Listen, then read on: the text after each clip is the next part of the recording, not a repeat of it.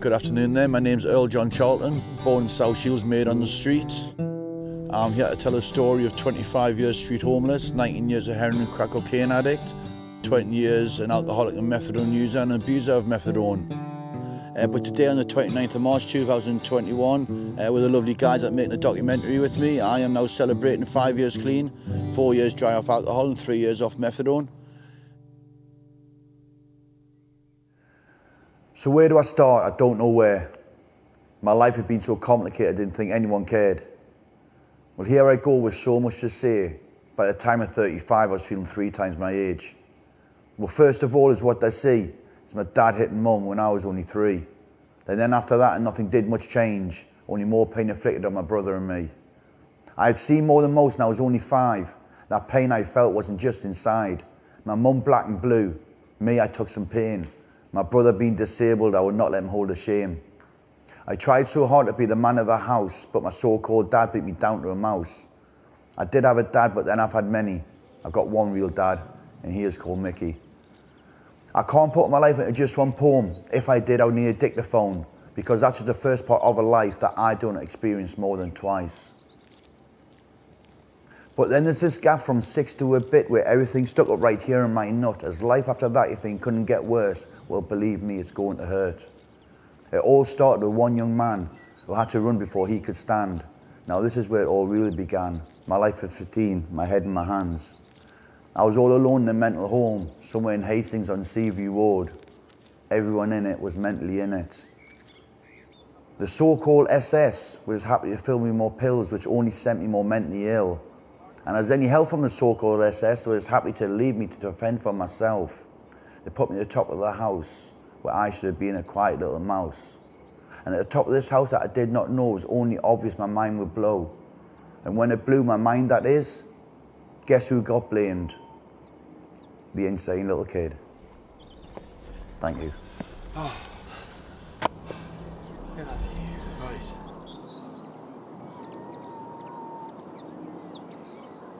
This bench here means a lot to me. To say when I die I would like to take my last breath on this bench, knowing it was a good memory in the beginning, and it'll be something every day I could come up here, but that view would be different to me, you know what I mean? The town would be the same, but the view is always different, and it's just breathtaking sometimes, you know?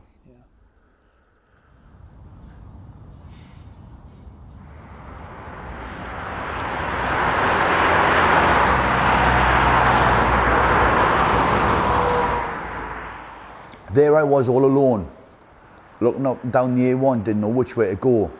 But then I went north more than twice. In Scotland I felt a bit of life. I was on the moors all alone. Who needs to be staying in a fucking care home? As life after that can give a kid a complex with only a £2.50 a week paycheck. That's all we got in that place, which makes young children go insane. They try to get to our young minds, which even ourselves had a chance to untwine. They try to see through our problems, which even Cortana couldn't solve them. But hey guys, it's not us kids that are insane. It's the system that's fucked up and uses us kids as blame. Thank you.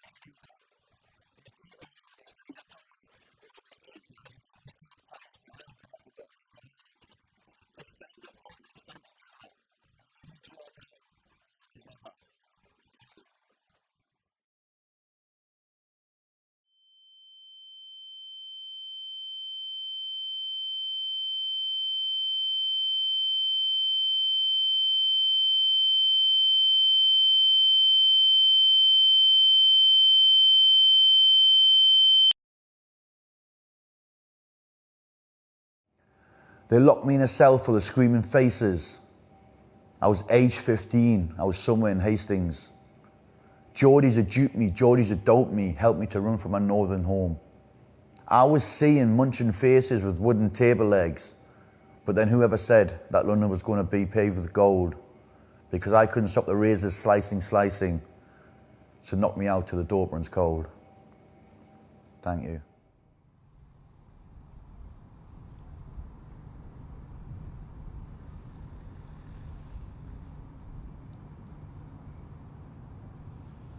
So John Morris, I met him at Farringdon Station.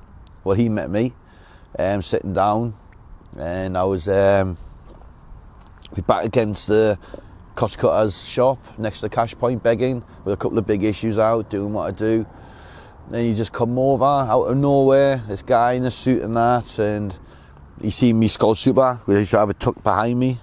He went, "Do you want a drink there?" And he clocked it, and I went, "Yeah," sort of thing, think it was a test, you know. And he went, "All right, no, I'll get you a drink." He said, "Do you smoke?" I went, "Aye." "What do you smoke?" "Tabs of baccy." I went, "Baccy?" He went, "All right." "Rizla?" "Aye." "Do you want something to eat?" "Aye." You know what I mean, all them things. So he went, and I remember he come out with Ginger's pasty, a 50 gram of Golden Virginia, green pack of Rizla, a lighter, and 4 cans of Skull Super, and he had a couple of cans himself. And he just sat down beside me, started talking, and that went on pretty much, if not every day, every second day. Where we used to go out in the little park where we wrote poetry together. Yeah, so me, John become like my best friend, brother, if not a father figure. But then I lost John. So he helped me get home 2016, 2017. He died of pneumonia, was found dead by his brother Simon in his house. And that was on the Tuesday that he died, or Tuesday that his brother found him. I was ringing him from the Friday. And when I went down, I got invited to the funeral, and we stayed at the hotel not far from the funeral down there. And I remember approaching the crematorium. His brother and son come and picked us up from the local town, went to the crematorium. I was all suited and that, you know. And I was stood beside the crem door, waiting for his coffin to be taken out of the hearse. And his brother turned round to me and he said, "Would you like to carry the coffin?" Straight away, of course, I said, "Yeah," you know what I mean? And the biggest thing about that, they also asked me to pick the music for the funeral. So we had Kingdom by Paul Hussey going in, and then we also had Wish You Were Here by Pink Floyd while we were inside. And then his brother played the spoons. He's brilliant. Simon's brilliant playing the spoons, yeah. So yeah, that was John, man. And I says, it was a make or break moment, and you know what? I never cried.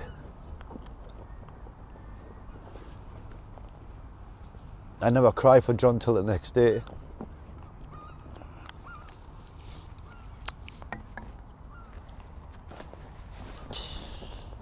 So just something for me back, you think, kid?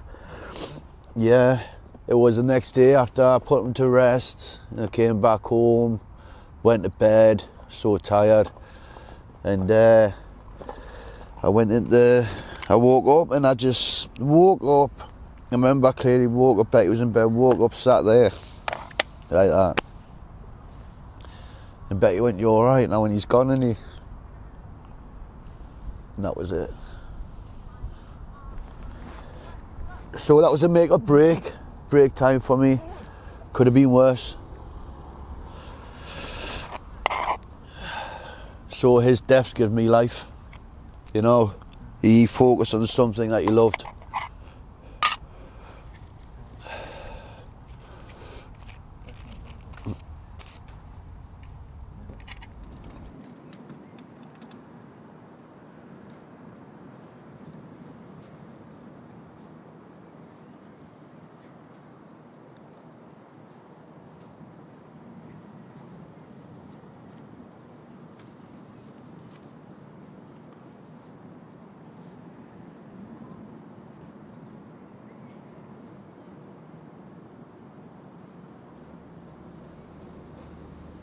I miss John, and John would have been so proud to see how far I've come, you know. never mind start learning to drive. You probably would have said you could have learned before you got in my Land Rover. But I've learned to drive, got my job, got my council property, got a good girl, got me dogs. I mean, what more does a man want? Are you enjoying working? Absolutely love it. Absolutely love it. I mean, every day is different. And as I says, I love going to where I go to and do what I do. You know, it's where I'm meant to be, man. Keep saying it. I keep saying it all the time as well. I repeat myself. 25 years exam I've been on, to personal passive, a PhD in honours, to homelessness and addiction. Not on paper, but I've done it. That's the University of Hard Knocks for you, mate. I cycle into work every day. I cross the time to go to work. You know, and they say you never work a day in your life if you love what you do, and I love what I do, so I don't really work.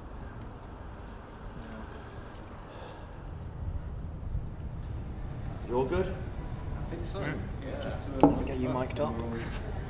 perfectly ready to go, I think. Are you recording that? Yeah. So what this is our social supermarket. It's supported by the community for the community. As you can see, what it says on the wall, take what you need, leave what you can. So if you've got it, treat it like a Tesco's, Asda's, Lidl's, wherever you go. You can go around, do your shop, and put what you can in the tin here. So there's no prices or anything, it's an honesty policy. And like I say, we've got our fridges, freezers, where we get our produce donated through the public and the community. Yeah, I said, it's a social supermarket supported for the community by the community. We've got a full display of what Brian done. So basically, it was Christmas time and I got my job in December, and I worked for 2 days, and Brian said, you got 5 days off. And I went into panic mode. What am I going to do for 5 days? I'm not going to earn no money or anything. And I had my big issues, and he said to me, do not go out and sell your big issues. So what Brian done, he bought all my big issues off me. And the ones I give him prior to that, he cut up. And as you can see, all around this wall, there's all bits and bobs from a big issue magazine, which Brian individually cut out himself and put along the wall, which means a lot to me. This picture here, right in Peaceborough, was a young lad I knew at Central Station. Brian knew him through outreaches. That is actually him on his BMX. Back in his heyday, he was a big BMX rider, and to a point where he had sponsors from all around the world sponsoring him. He went to the cycle of addiction, and sad to say, he did pass away not long ago. So Brian on that day pictured it and framed it. So yeah, man, rest in peace, bro.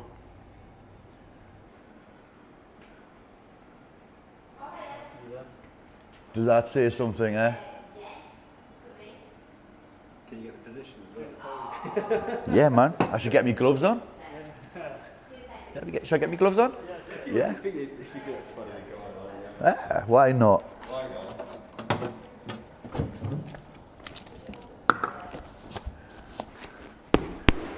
Yes.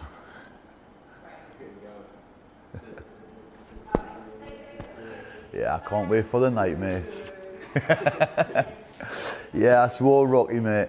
And I think there's another saying, I've got a Rocky picture, and it says, no matter how many times you get knocked down by life, I know you can get back up and hit harder. And that's something that sticks with me, because I've had to do that, so I know it's true. The gloves are off. Boom, boom.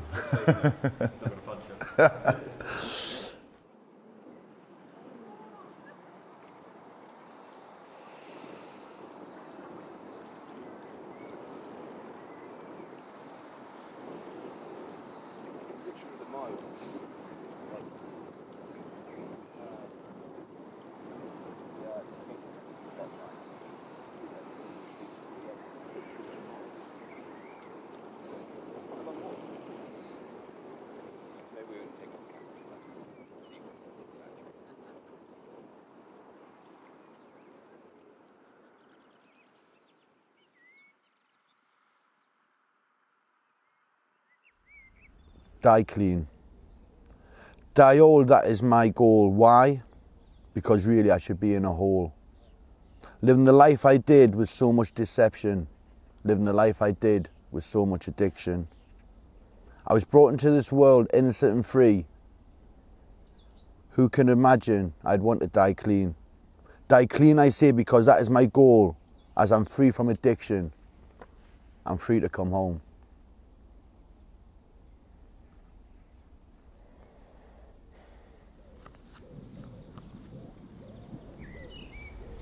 Thank you.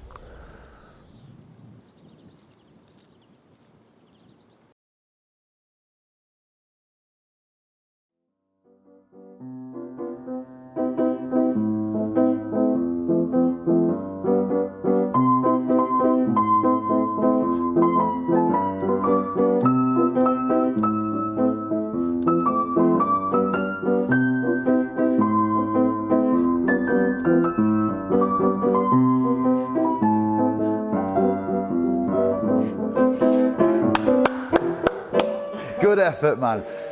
Next time, Nice man. got to practice on that, bro. Yeah? Got there eventually.